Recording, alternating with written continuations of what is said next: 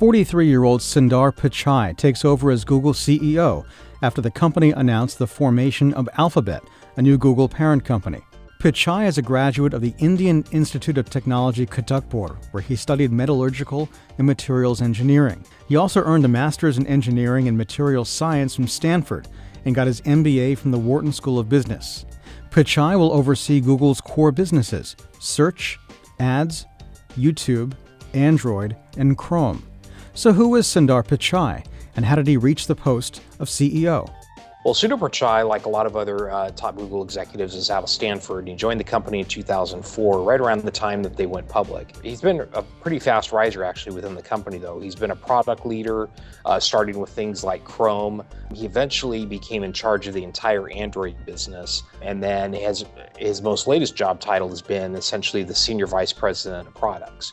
So when Google does their annual developers conference every year called I/O, he's usually been the keynote speaker there. So at Google, we've always been working hard to build products for everyone in the world.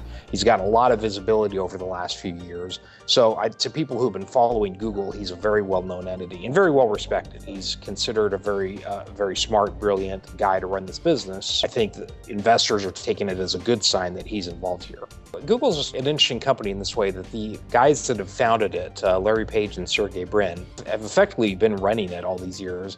They seem to have a lot more interest in the stuff that's not really the core business. You know, the core business of Google is the $60 billion advertising business.